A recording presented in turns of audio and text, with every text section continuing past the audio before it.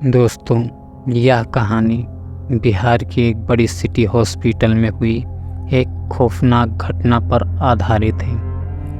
प्रियंका नाम की एक लड़की रहती थी जो बहुत ही प्यारी और समझदार थी। वह मेडिकल की पढ़ाई कंप्लीट करने के बाद उसे एक सिटी हॉस्पिटल में जॉब मिल जाता है। वह पहली बार जॉब के लिए कार में अपने मम्मी के साथ जा रही होती है।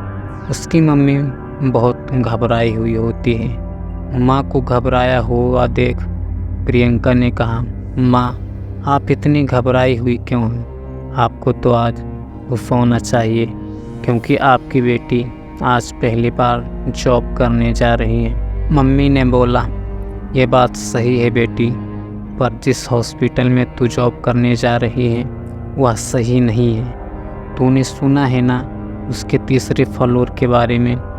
प्रियंका बोली, क्या मम्मी, आप भी ऐसा कुछ नहीं है। फिर प्रियंका अपनी माँ की बातों को नज़रअंदाज कर हॉस्पिटल चली जाती है। उसका पहला दिन बहुत अच्छे से कट रहा था।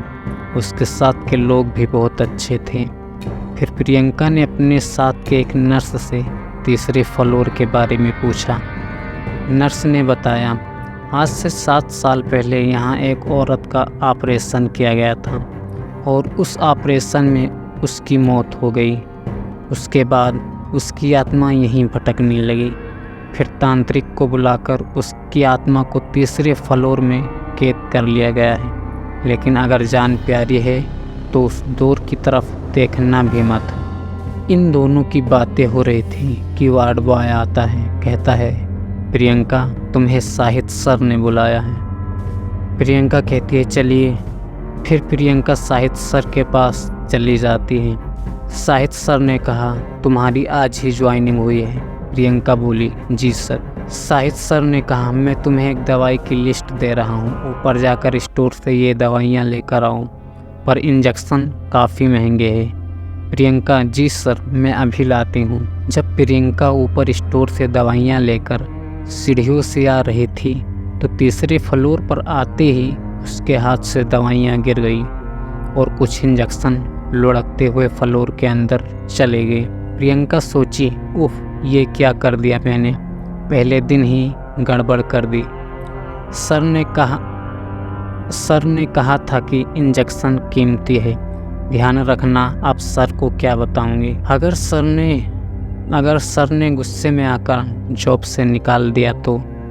नहीं, मुझे जॉब से हाथ नहीं धोना है। मुझे किसी भी हालत में इंजेक्शन तो लाने ही होंगे।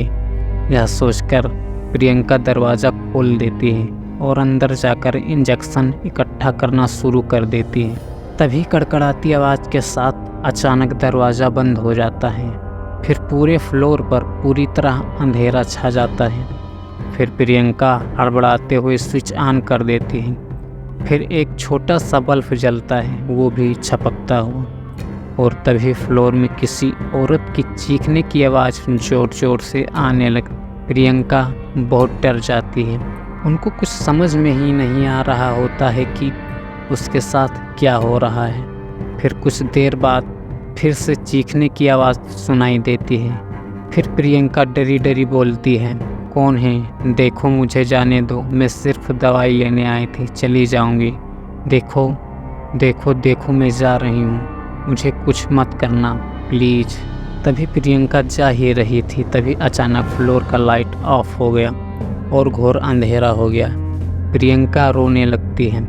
फिर अचानक भूतनी का कटा फटा चेहरा और खून से लथपथ सामने आ जाता है और प्रियंका जोर से चीखने लगती है। भूतनी बोली, बदला लेने में मदद चाहिए, क्या तुम मेरी मदद करोगी? प्रियंका डरी हुई बोली, मैं आपकी मदद नहीं कर सकती, और मैं क्या मदद कर सकती हूँ? प्रियंका डरी हुई बोली, मैं आपकी मदद नहीं कर सकती, और मैं क्या मदद कर सकती हूँ? भूतनी गुस्से से बोली, तुम्हें मेरी मदद करनी ही होगी।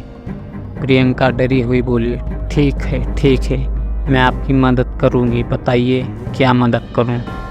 भूतनी बोली, मैं एक बार यहाँ अपने बेटे का इलाज करवाने आई थी तो साहिद ने कहा ऑपरेशन करना पड़ेगा। फिर कहता है, उसकी ऑपरेशन में मृत्यु हो गई। लेकिन जब मैंने चुपके से डॉक्टर की बातें सुनी तो पता चला कि मेरा बेटा मरा नहीं था, उसे मार दिया और सारे अंग निकाल दिए। और जब मैंने इसका विरोध किया और सबको बता देने को कहा तो उन्होंने मुझे भी मार दिया और सबको यह बता दिया कि मेरी ऑपरेशन से मौत हो गई। शायद अब भी ऐसा करता है, वह अच्छा इंसान नहीं है। प्रियंका बोली, जो तुम कह रही हो यदि वह सही है तो मैं हर हाल में तुम्हारी मदद करूँगी। फिर एक दिन प्रियंका ने अपने दोस्त को पेशेंट बनाकर शाहिद के पास भेज देती है। शाहिद उसको ऑपरेशन कराने को कहता है। अगले दिन जब शाहिद ऑपरेशन शुरू करने ही वाला था कि तभी पुलिस ने आकर रंगे हाथों पकड़ लिया और लंबी सज़ा के लिए जेल में डाल दिया। शाहिद को सलाखों में देख भूतनी ने प्रियंका को धन्यवाद कहा और तुरंत अस्पताल को छोड़ दिया और आसमान में उड़ गई। उसके बाद तीसरे फ्लोर को फिर से खोल दिया गया। अब वहां जाने से कोई नहीं डर रहा था।